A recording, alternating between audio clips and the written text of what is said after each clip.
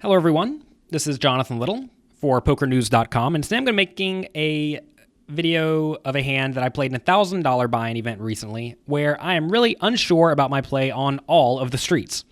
So here we have 25,000 chips at 100, 200, so a lot of big blinds. And you'll find that whenever you are very deep stacked, quite often the decisions become not so clear-cut. And pre-flop, I think we could either 3-bet or call.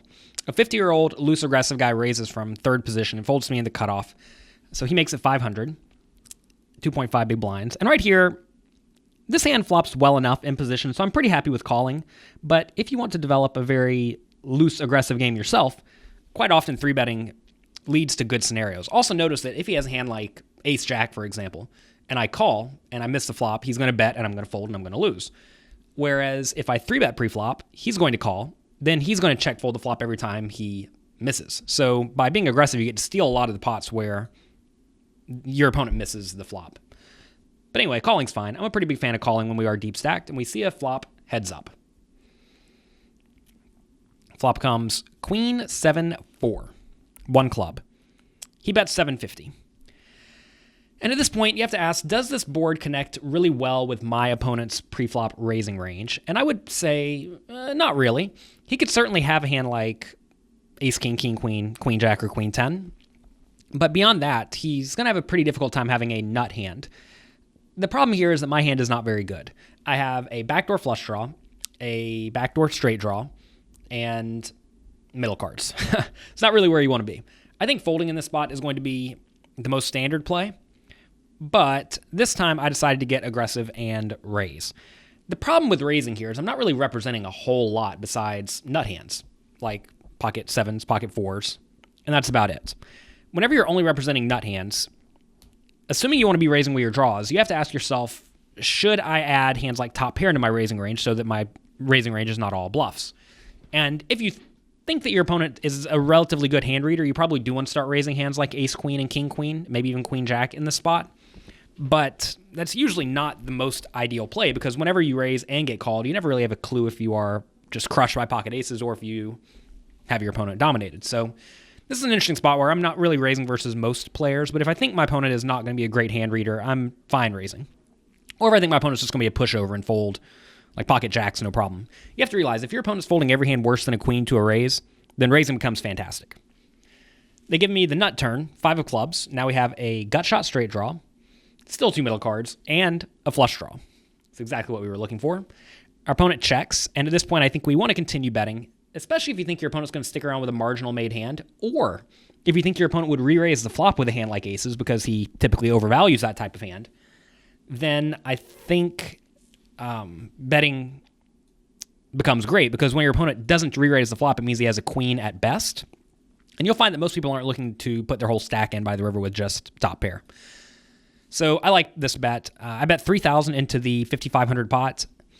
When I bet this size, I recognize he's going to stick around fairly often. So for that reason, I have to be prepared to continue barreling on a lot of rivers. It may seem very, very risk heavy, but if you think you can make your opponent fold a queen and worse by the river, you're going to make your opponent fold almost his whole range. The only hands left in his range that he will call with are kings and aces and maybe ace queen. So this is a great spot to apply a lot of pressure if you think your opponent is capable of folding top pair. If you think your opponent is not capable of folding top pair, or if you think your opponent is just purely a calling station, then this bet becomes ridiculous because he's never going to fold. If your opponent's never going to fold, you do not want to continue bluffing. Opponent calls. So when the opponent calls the turn bet, like I said, I'm usually going to be looking to bluff again on the river if I think my opponent is capable of folding.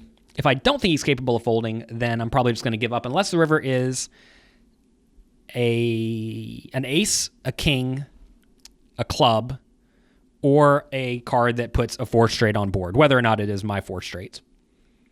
So river is a king, offsuit king, not really what I wanted. I'd rather have a nut card come off. But you have to realize now, if my opponent is sitting here with a hand like ace queen, his hand just got significantly worse because I could randomly have the overplayed king. Also, I could have random king high bluffs that got there on the river that will now value bet. So this is a spot where I think I do want to continue betting. If the river was a card like a jack or a 10 or a 9, I think I would have just given up. Also a low card I would have given up, or a board pair card I would have given up. So that's my general strategy in this spot, and On the river, I bet 8,000 into the 11,500 pot. This is designed to try to make him fold everything. Of course, though, if I actually had a value hand here, I don't think I'd bet this size versus my opponent. I am taking a very exploitable line. If my opponent knows what I'm doing, he can just crush me. But fortunately, my opponent's usually not going to know what I'm doing. So I like this 8,000 bet. I think it's going to get the job done a lot of the time. And this time, he calls with pocket twos. Oh, no, I'm sorry, he folds. He does find a fold, and we scoop a nice pot.